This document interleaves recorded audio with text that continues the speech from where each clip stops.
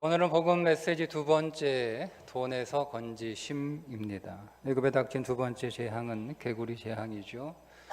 나일강에 있던 애굽에 있는 모든 개구리가 다 무트로 올라와서, 땅으로 올라와서 온 애굽 구석구석, 심지어 집안에까지 들어와 신발장에도, 신발 안에도, 식탁 위에도, 밥그릇 안에도, 옷장을 열면 옷장 안에도, 침실 위에도, 침상 위에도 개굴 하고 있는 재앙입니다. 여러분, 애굽 사람들에게 있어서 개구리는 풍요와 다산의 상징입니다. 그래서 애굽에는 개구리 모양의 머리를 하고 있는 여신 헤카를 숭배하고 있었습니다. 그러면 여러분, 개구리 재앙이 뭐라는 겁니까? 개구리, 풍요, 다산, 풍요와 다산이 많아요. 우리 집안에 풍요와 다산을 상징하는 개구리가 많이 들어왔어요. 신발장에도 풍요, 밥그릇에도 풍요, 옷장에도 풍요, 침실 위에도 풍요와 다산 많아요. 좋은 거예요, 나쁜 거예요? 응? 풍요와 다산이 좋은 거예요, 나쁜 거예요? 근데 그게 재앙이라니까요.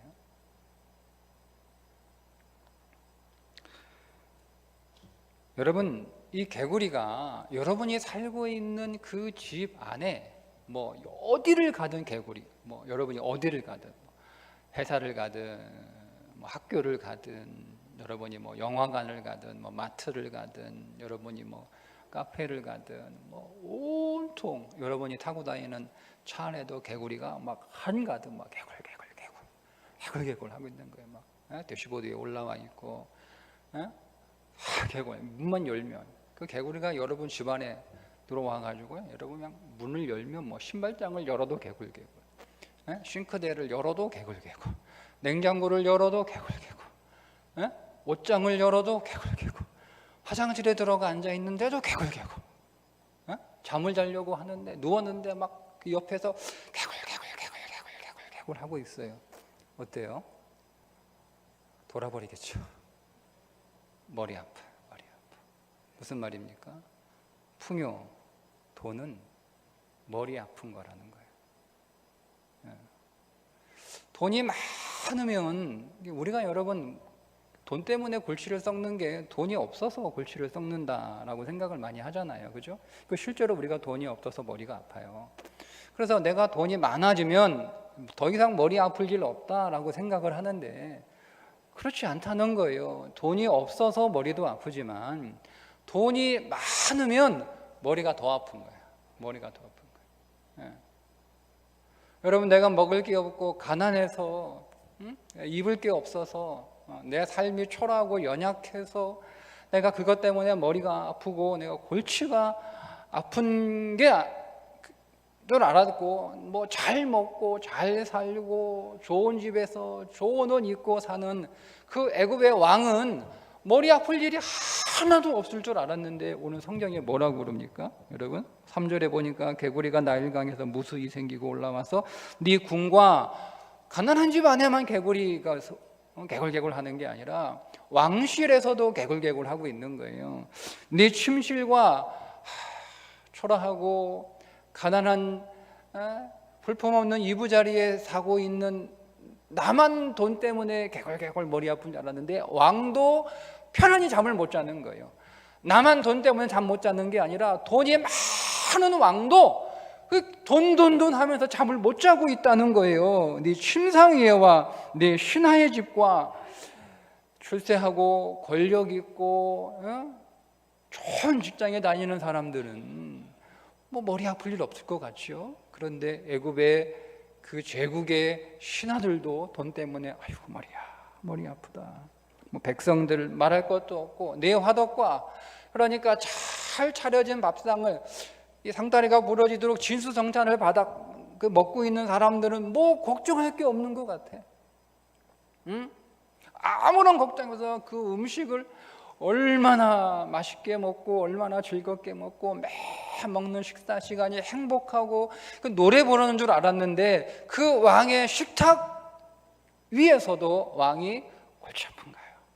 그렇게 좋은 거 먹으면서, 그렇게 좋은 거 잘 차려진 거, 그렇게 진수성찬을 먹으면서 막 그냥 밥에 물 말아가지고 간장 하나 먹는 나만 돈 때문에 머리 아픈 줄 알았는데 왕도 그 잘 차려진 진수성찬을 놓고도 머리 아프다는 거예요. 네 화덕과 네 떡반죽 그릇에 들어갈 것이라. 다 머리 아프다는 거예요. 이렇게 돈이 우리를 머리 아프게 하는 것이다 라는 것을 깨달은 사람이 애굽에서 나옵니다. 그렇지 않으면 애굽에서 못 나와요.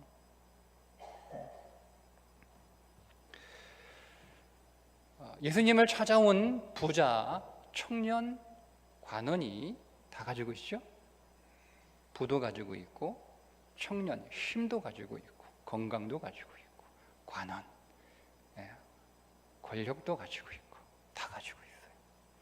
근데 이 사람이 어느 날 저녁에 예수님을 찾아와서 어떻게 하여야 영생을 얻을 수 있습니까?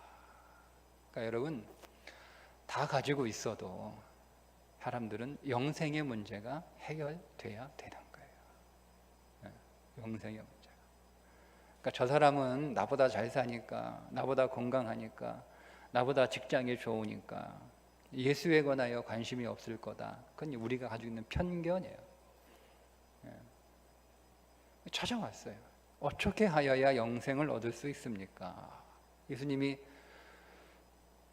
계명을 잘 지키면 돼 이렇게 말씀하시니까 부모를 공경하고 이웃을 사랑하고 이런 것들은 내가 어려서부터 잘 지켰습니다. 이렇게 자신 있게 대답을 하는 거예요.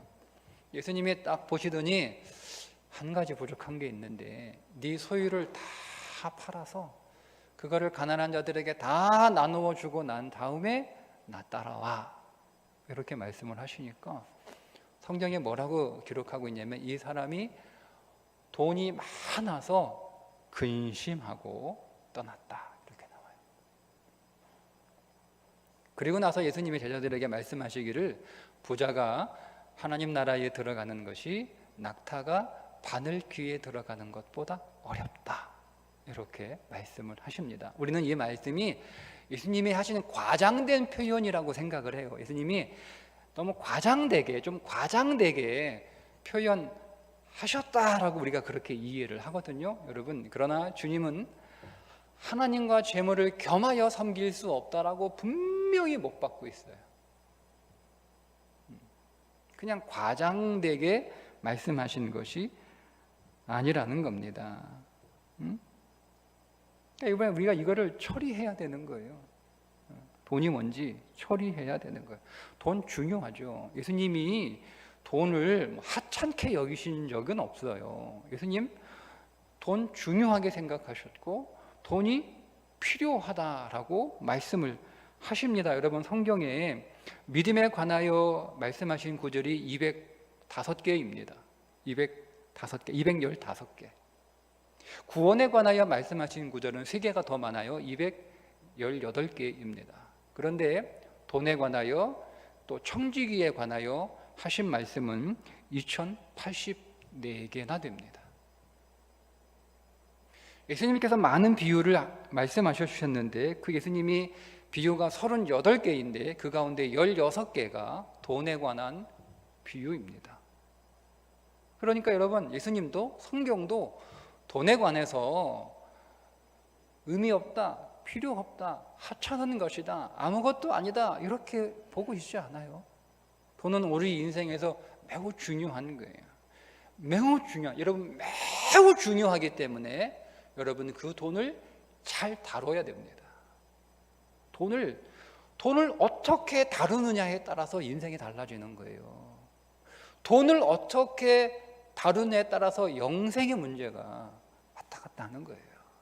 그만큼 돈을 다루는 것이 중요하기 때문에 성경은 믿음보다 구원보다 훨씬 더 많은 거의 10배에 가까운 구절이 말씀 안에 있고, 예수님도 50%가, 예수님의 비유 가운데 50%가 돈에 관한 구절이었던 거죠. 여러분, 돈은 어디에 있어야 됩니까? 돈은 어디에 있어야 되는 거예요? 개구리는 어디에 있어야 되죠? 개구리는 어디 있어야 되는? 개구리는 나일강에 있어야 되는 거예요. 돈은 어디에 있어야 되는 거예요? 돈은 생명의 강에 있어서 그 돈은 흘러가야 됩니다. 그런데 개구리가 강에 없는 거예요. 어디에 있는 거예요? 집안에 있는 거예요. 집안에, 밥그릇에, 심상에, 화덕에 돈이 있는 거예요. 개구리가 거기에 있는 거예요.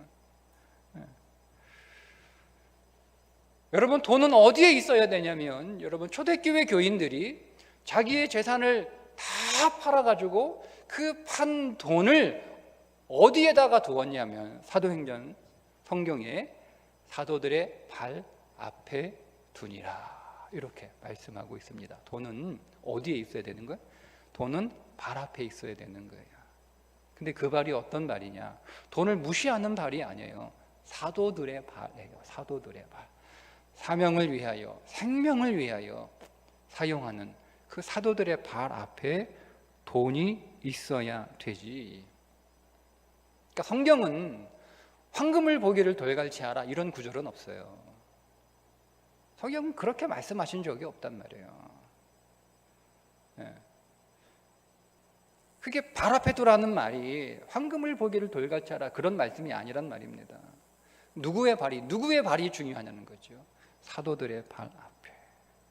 여러분, 그래서 돈은 매우 중요한데 그 돈을 움켜쥐고 그 돈을 머리에 이고 살면 그게 문제인 거예요. 돈을 떠받들고 사는 게 문제지.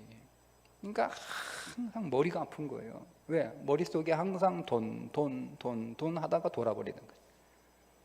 머리가 아픈 거예요.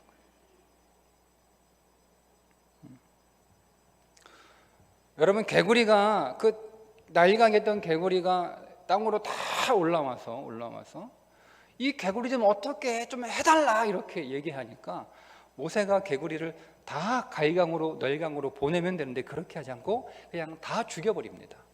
그러니까 강에 있던 개구리가 땅으로 다 올라와서 온 땅에 다 있는 거예요. 집안에 뭐까지 들어와서 그 개구리가 다 죽어요. 다 죽어요. 개구리가 다 죽어가지고 이것들을 한 곳에 어떻게 해요? 한 곳에 다 이렇게 모아놨더니 막 그게 썩어가지고 막 악취가 난다, 이렇게 14절에 말씀하고 있어요. 개구리가 죽으니까 악취가 납니다. 머리 아프죠? 여러분, 한번 생각해 보세요. 그 냄새 얼마나 머리가 아파요. 숨을 쉴 수가 없잖아요. 여러분, 그 옆에 가면 이게 그러니까 온 애굽 땅에 이 개구리 썩는 냄새로 이 악취가 진동하고 막 온 집안이 막 이렇게 진동한다고 숨을 쉴 수가 있어요? 숨을 못 쉬는 거예요. 돈이 죽으면 돈에서 악취가 납니다. 생명으로 사용되어야 되는 그 돈이 원래의 목적대로 생명을 위하여 사용되지 않고 있으면 그 돈에서 악취가 난다는 거예요. 여러분, 돈은 생명을 살리는 데 사용돼야지. 여러분 보세요. 모든 사람들이 자기가 가지고 있는 돈을 살리는 데 사용하고 있지 않아요. 어떤 사람은 그 돈을 가지고 죽이는데 오히려 그 돈 때문에 내가 죽어가고 있어요. 내가 더 생명으로 사는데 돈을 사용해야 되는데 그 돈을 잘못 따라서 오히려 그 돈 때문에 내가 죽어가고 있는 거죠. 그 악취가 나는 거예요. 여러분, 이렇게 오늘 우리의 주위에 돈 때문에 골치 아픈 사람들이 있어요. 돈 때문에 머리 아픈 사람들, 그렇게 돈 때문에 골치를 썩는 사람들, 하나님이 그들을 우리에게 보내실 때 그들에게 전하는 메시지가 이거예요. 돈의 실체. 원래 돈은 골치 아픈 거야. 돈이 없어서도 골치 아프지만 돈이 있어서 골치가 더 아파요. 더 아파. 여러분, 돈 때문에 여러분 관계에, 가정에, 집안에, 형제 간에, 부모 자식 간에, 친구 간에 얼마나 여러분 악취가 많이 납니까? 돈 때문에. 향기가 나야 되는데 돈 때문에 막 웃음이 있고 거기에 향기가 있고 즐거움이 있고 사랑이 있고 그래야 되는 거 아니에요? 그런 사람들 그런 사람은 거기 그것 때문에 고민하고 그것 때문에 아파하고 상처받은 사람들 하나님이 보내주시거든요, 우리한테. 그때 우리에게 전하는 이 메시지, 돈의 실체를 우리가 깨달아야 세상에서 나올 수가 있습니다. 여러분, 모세만 개구리를 많아지게 한 게 아니라, 야, 그거 우리도 할 수 있어. 애굽의 술사들도 개구리를 많아지게 하거든요. 여러분, 그러니까 애굽의 술사들도 돈이 골치 아픈 거라는 거는 말할 수 있는 거예요. 세상도 얘기하잖아요. 뭐 성경만 야, 돈 골치 아픈 거야. 오늘 뭐 목사만 돈이 골치 아픈 거 이런 얘기 합니까? 아니잖아요. 세상도 돈은 참 골치 아픈 거야. 돈을 참 잘 달아야 돼. 돈 때문에 머리 아파. 돈 없는 사람만 머리 아픈 게 아니라 돈 많은 사람도 머리 아픈 거야. 돈 때문에 인생이 향기로워야 되는데 돈 때문에 얼마나 악취가 심한, 이거 다 세상이 얘기합니다.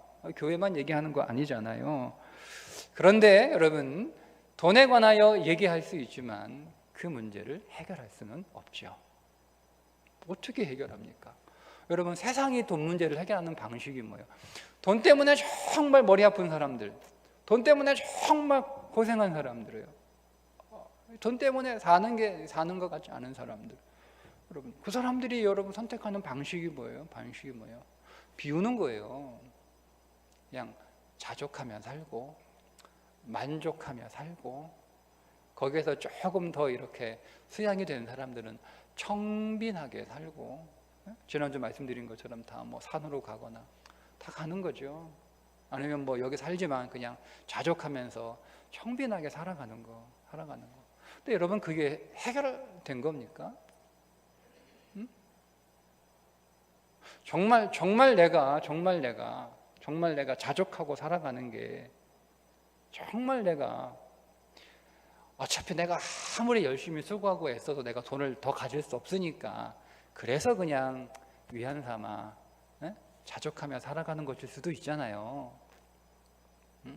꼭 내가 돈을 떠나서 돈을 해결해서 나 이제 더 이상 돈에서 건져졌기 때문에 자족하며 살아간다라고 우리가 그렇게 장담할 수 있을까요? 여러분 어떻습니까? 내가 욕심을 다 버렸어. 근데 여러분 정말 돈에서 건져져 가지고 욕심을 다 버리신 거예요? 장담할 수 있어요? 아니면 내가 어차피 뭐 여기서 뭐 아웅다웅 더 벌어봐야 뭐 내가 더 벌 수 없으니까 그냥 고생하지 말고 이걸로 만족하자, 그런 걸 수 있잖아요. 그건 돈에서 벗어난 게 아니에요. 여러분, 내가 자족하며 살아가든 청빈하며 살아가든 그건 근본적인 해결책이 아니라, 근본적인 해결책은 뭐냐면 돈보다 더 좋은 것을 여러분들이 가지면 돼요. 돈보다 더 좋은 걸 내가 가지면, 돈보다 더 좋은 걸 내가 갖게 되면 더 이상 돈에 붙잡힐 필요가 없죠. 왜냐하면 더 좋은 게 있는데. 돈보다 더 좋은 게 뭐예요? 참 돈이시고 참 보배이신 예수 그리스도를 만나는 거예요. 여러분들이 예수 그리스도를 만나면, 여러분들이 예수 그리스도를 보배로 경험하면, 여러분들을 예수 그리스도를 돈으로, 풍성한 돈으로 여러분들이 그 그리스도를 만나면 여러분 더 이상 돈에 붙잡혀 살지 않아도 됩니다. 그 돈 때문에 골치 아픈 사람에게 우리는 누구를 소개하는 거예요? 참 돈이시고 참 보배이신 그리스도를 소개하는 거예요. 여러분은 돈보다 더 좋은 그리스도를 만나셨습니까?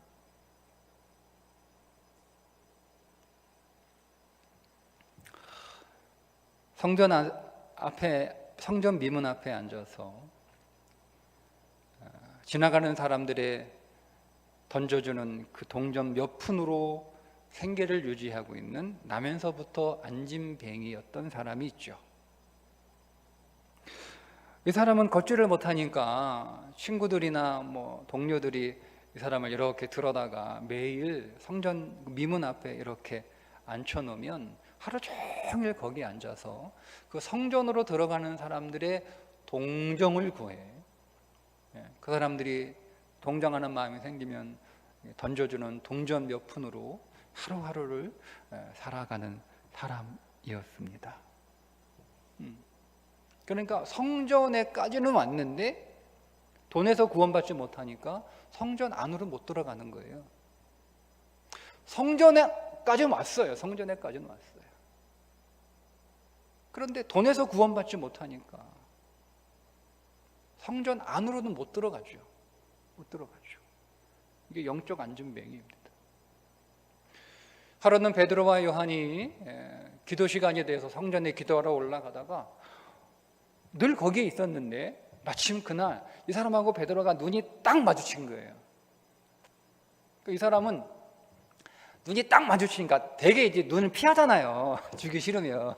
그럼 그렇죠. 여러분 이렇게 지하도 가시다가 지하철 들어가시다가 이렇게 있는 사람은 눈 피하잖아요. 눈 안 마주치려고. 근데 그날 베드로가 눈이 딱 마주친 거예요. 이 사람은 기대하죠. 와, 눈 딱 맞았어. 맞았어. 뭐 주려나. 기대하고 있는데 베드로가 뭐라고 얘기합니까? 은과 금은 내게 없거니와 내게 있는 것으로 내게 주니 곧 나사렛 예수 그리스도의 이름으로 일어나 걸어라. 여러분 이렇게 말하면서 이 사람 손을 탁 잡고 일으키니까 이 사람이 막 발목에 힘이 쏙 들어오는 거예요. 나면서부터 걷지 못한 사람이에요. 그러면서 탁 서가지고 걷고 뛰고 난리가 난 거죠. 그리고 이 사람이 제일 먼저 한 게 뭐예요? 성전에 들어가는 거예요. 집에 간 것도 아니고 놀러 간 것도 아니고 촬영하러 간 것도 아니고 이 사람이 제일 먼저 들어간 곳이 성전이에요. 성전에까지 왔는데 성전에 들어가지 못하는 거예요. 얼마나 들어가고 싶었으면 얼마나 들어가고 싶었어요. 내가 돈 문제가 해결되면 내가 성전 안으로 들어갑니다. 내가 다시 걷게 되면 내가 성전 안으로 들어가나. 여러분 이 사람이 성전 안으로 들어가게 한 게 뭐였습니까? 돈이었습니까? 이 사람을 성전 안으로 들어가게 한 건 돈 문제가 해결되었기 때문이 아니에요. 이 사람이 성전 안으로 들어갈 수 있었던 것은 예수의 이름이었습니다.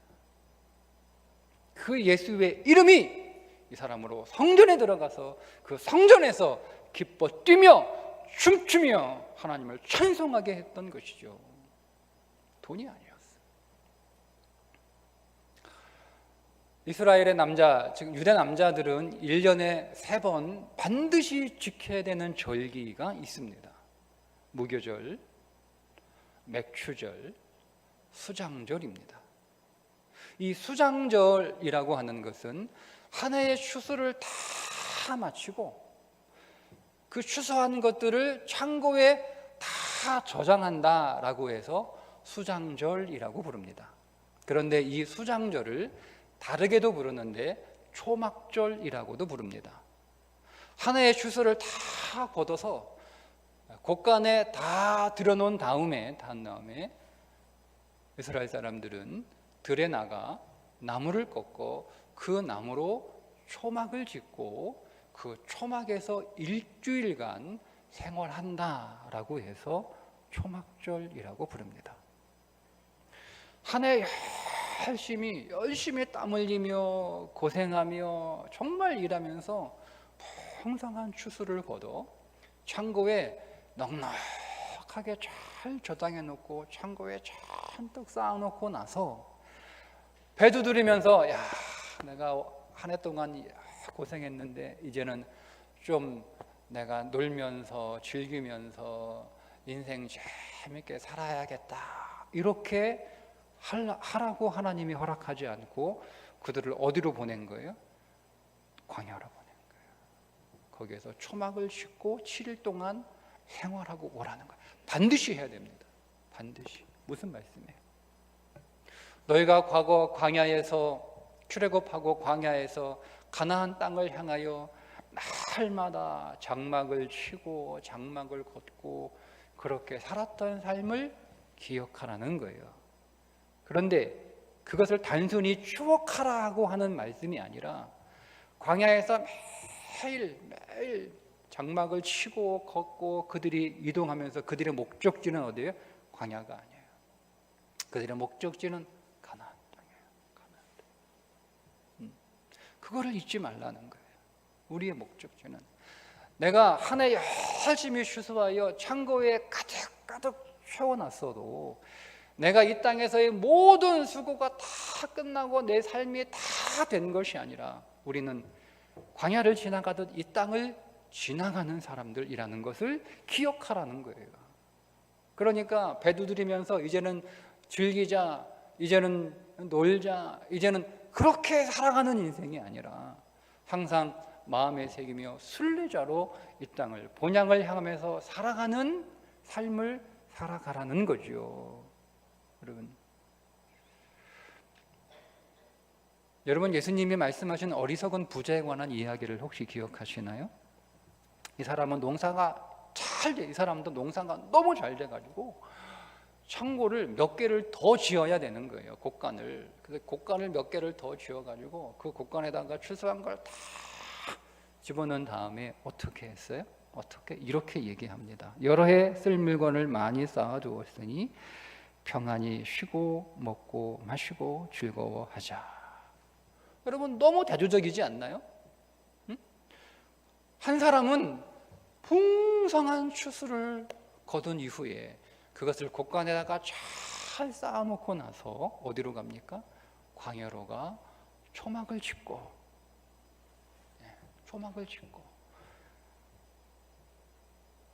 내가 어디로 가야 되는지, 내가 무엇을 위해서 살아야 되는지, 내가 어떻게 살아야 되는지를 기도하고 고민하고 있는 반면에 한 사람은 창고를 가득 채우고 나서 배 두드리며 이제는 먹고 놀고 즐기자. 얼마나 대조적이에요. 얼마나 대조적이에요.